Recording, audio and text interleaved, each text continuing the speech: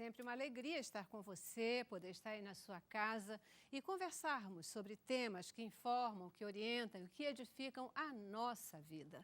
Porque aqui no Cabeça para Cima é assim, os temas, eu aprendo demais com cada tema que a gente trabalha aqui. E sei que nós temos conseguido abençoar também a sua vida e levar para você informação que faz diferença no seu dia a dia. Muitíssimo obrigada pelo seu retorno, nos dando esse tipo de informação, confirmando que aquilo que fazemos aqui tem abençoado vidas.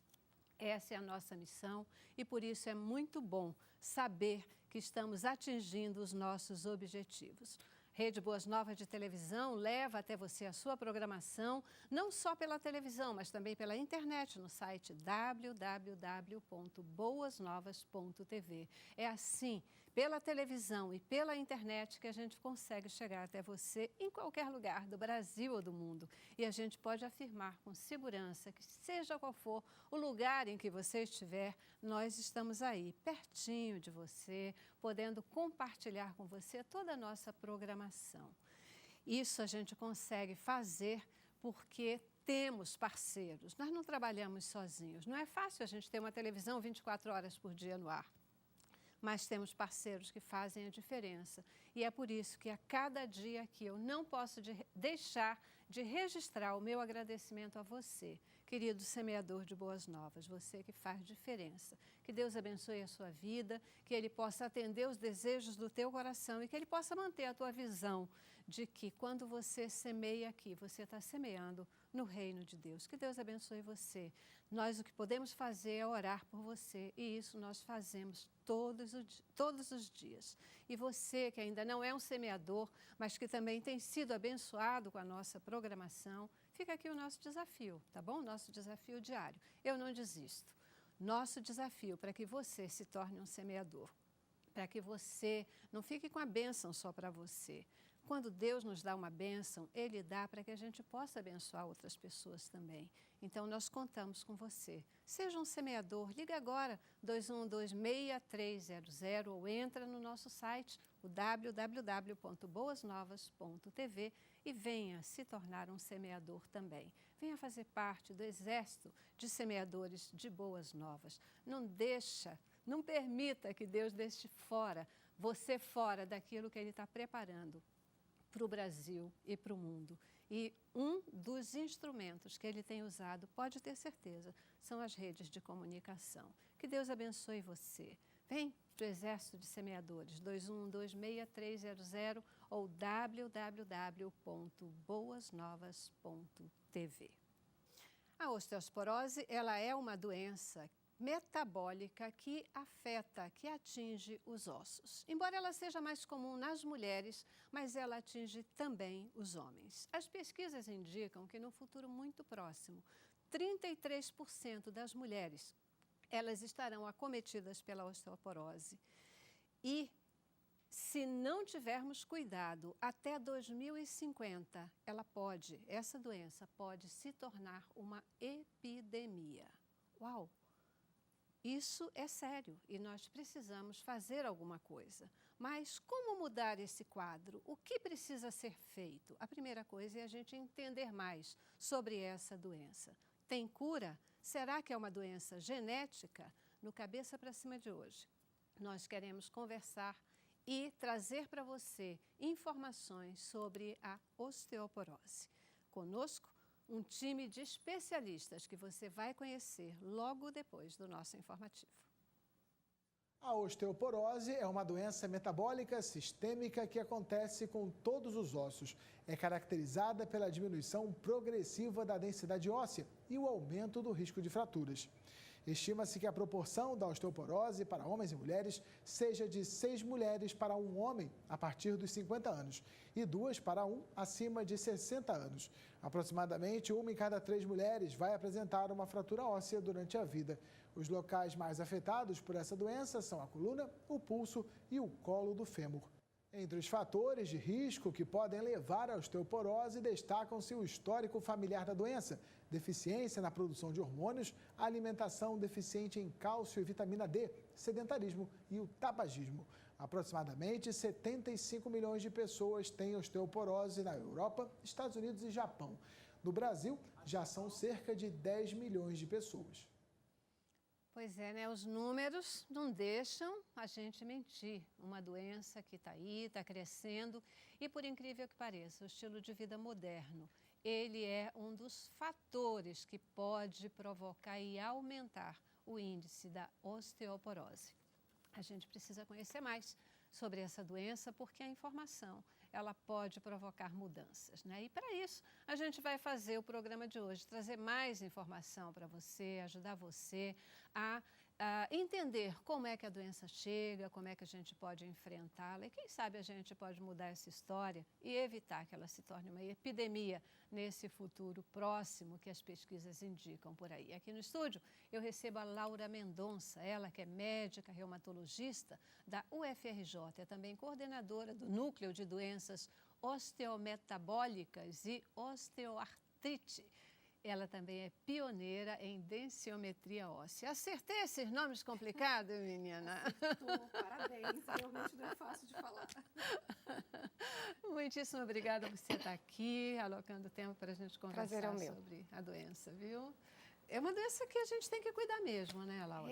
Infelizmente sim, né? E é uma doença muito silenciosa. Então, se você não busca fazer o diagnóstico precoce, quando você descobre já é um diagnóstico tardio, você já tem fraturas, e aí fica muito mais complicado de tratar, né?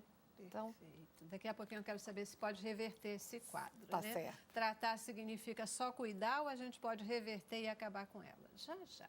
Quero primeiro apresentar para vocês nosso segundo convidado, Eduardo Cabral Coelho, ele que é médico, ortopedista e é também traumatologista da UERJ, também é especialista em medicina do exercício, cirurgia do joelho, fraturas e doenças do envelhecimento. Opa! Obrigadíssima por estar aqui com a gente. Obrigado a você, agradeço a presença e a oportunidade de estar esclarecendo e alertando um pouquinho mais sobre essa doença, que é de grande prevalência, né? Uhum. Então, Eduardo, osteoporose é uma doença de velho? Olha, é uma doença muito mais comum no idoso, mas ela pode aparecer em pessoas não idosas, decorrência de outras doenças, como doenças de hormônio, né? Então, ela pode acometer outras faixas etárias, embora é muito mais comum no paciente idoso. Perfeito. Só registrando que quando eu falo assim, né, doença de velho, não tem nenhum preconceito nem nada nisso, não. É como todo mundo fala, né? É só usando aqui a linguagem popular. Claro. Doença de velho, como se fosse algo que a gente não deve cuidar. Mas, pelo que eu entendi, né, me preparando aqui para poder conversar com vocês, esse idoso, ele poderá ter mais cedo ou mais tarde essa doença e pode talvez até não tê-la se, enquanto jovem, ele cuidar, né? Então, é algo que a gente tem que olhar ao longo do tempo e cuidar ao longo do tempo, né? A gente estava falando aí, é uma doença metabólica que atinge os ossos. Como é que é isso? O que é a osteoporose? Então, na realidade, é uma doença que começa não na velhice. Se a gente pensar que a mulher entra na menopausa lá pelos 50, 50 e poucos anos, ela está longe de ser velha, né? 50 é jovem, vai. E hoje eu acho que o envelhecimento é lá pelos 80, né? Está todo mundo ativo muito mais tempo. Então, quando ela entra na menopausa, ela tem uma queda dos hormônios, né? Os hormônios sexuais femininos, eles são super responsáveis por manter a integridade desses ossos. E essa falência ovariana gera uma série de estímulos que faz com que o osso seja reabsorvido mais rapidamente. Além disso, o homem também. Por que o homem tem osteoporose mais tardiamente ou tem menos? Porque a testosterona, né, que é a andropausa masculina, é muito mais tardia, começa mais tarde e vai caindo devagarzinho. Mas ele também começa a perder esses hormônios. E como o Eduardo falou, ela pode acometer pacientes que tenham outras doenças. Doenças endócrinas, problemas de tireoide, doenças inflamatórias intestinais, o HIV. Alguns fármacos, né, podem Alguns induzir, fármacos. como imunossupressores, uso de corticoide, todos eles podem induzir uma osteoporose recente, né, de início mais agudo. E ela, na prática, o que ela significa no organismo da gente, né? O que significa? Quer dizer, o osso fica enfraquecido, Qual é o impacto dessa doença na vida da pessoa? Então, inicialmente ela é silenciosa. Quando você começa a perder osso, você vai perdendo o osso e não sabe que está perdendo. À medida que você começa a ter maior propensão à fratura, e é isso que ela faz, ela diminui a quantidade de osso, diminui a qualidade do seu osso, e aí você vai quebrar por pequenos impactos. Tropeçou, caiu, apoiou com o braço, faz a primeira fratura, que é a fratura de punho, fratura de cólis, que para mim é a ponta do iceberg, é ali que começa a história. Ou você cai sentado e quebra o fêmur, ou você espirra e quebra a vértebra, e aí vai. Então, o impacto é que acontecem as fraturas. E as fraturas têm uma queda na qualidade de vida, que o Eduardo pode explicar, porque é da especialidade dele, né? Ele que vê esses pacientes fraturados. O que acontece é que a osteoporose ela comete muito mais o osso trabeculado, tá? Que é um osso da região metafisária do... Fala português. É a microestrutura que tem dentro do osso, tá? O trabeculado são como se fosse a estrutura, um concreto que dá resistência ao osso. Então, a perda desse trabeculado ósseo diminui diretamente a resistência do osso. Os ossos que possuem mais trabeculados são os ossos mais acometidos, como o fêmur, como as vértebras e o rádio, por exemplo. E acabam que esse é o parâmetro que a gente usa na medição da densitometria, justamente a perda desse trabeculado nesses ossos, estipulou-se isso como um parâmetro. Então, embora seja uma doença silenciosa, né, quando o paciente já começa a ter algum tipo de dor, a gente já pode até dizer que ele já tem algum tipo de fratura ou, como acontece nas vértebras, a própria perda da altura, o achatamento da vértebra. Isso é considerado uma fratura por compressão, tá? Isso já provoca dor e já é um dos indícios de que o paciente já tem uma osteoporose num grau avançado. Então, vocês já falaram, né, essa questão de começa qualquer quedinha, qualquer batidinha, tem uma fratura. Você falou em dor. Quais são os sintomas da osteoporose, né?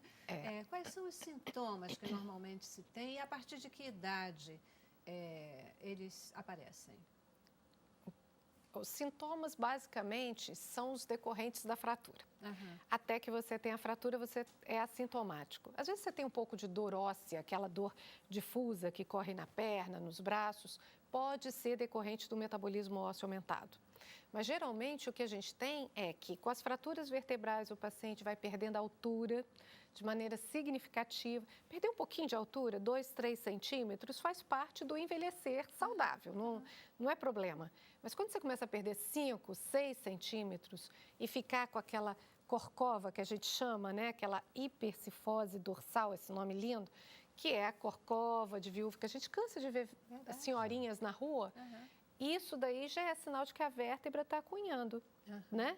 Então, quer dizer, você tem os achados das fraturas em si e tem essa mudança do corpo que o paciente vai adquirindo. Com essa mudança do corpo, sintomas que você acha que não tem nenhuma relação com a osteoporose, como, por exemplo, se alimentar com pequena quantidade de alimento e se sentir empanzinada, por exemplo. Isso é um sintoma da osteoporose, porque você comprime os órgãos abdominais. Constipação intestinal. Quantas senhoras idosas se queixam de constipação? Eu não consigo ir ao banheiro todos os dias evacuar, né? Então, isso tudo é sinal de que o corpo do paciente está se alterando por conta das fraturas vertebrais. E até no caso da cifose torácica, que é o acunhamento das vértebras torácicas, né? O paciente acaba desenvolvendo uma postura cifótica, uma curvatura anterior da coluna. Isso dificulta a função respiratória. Então, o paciente que tem fumante, DPOC, eles acabam tendo essa doença agravada por conta da osteoporose. Uma pessoa que tem osteoporose, ela não pode fazer exercício, ela não deve fazer exercício?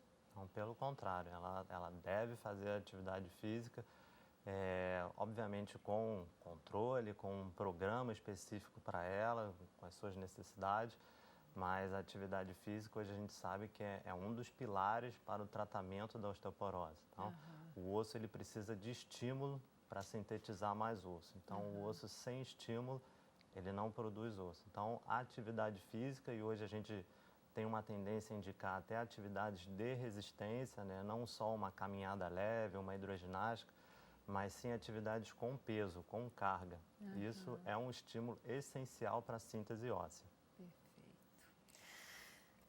Pois a gente já precisa fazer aí o nosso primeiro intervalo, vou dar uma paradinha e a gente vai voltar. E eu queria entender com vocês por que tem essa tendência de crescimento, né? de evolução do volume de osteoporose, especialmente nas mulheres, né? Por que a gente aí corre o risco de ter uma epidemia dessa doença? É possível fazer alguma coisa? Tenho uma curiosidade de saber, essa doença ela pode ser ou ela é hereditária ou ela é adquirida em função efetivamente de hábitos de cada uma das pessoas, né?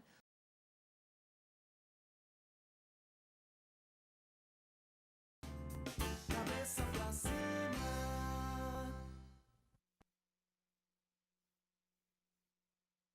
Eu quero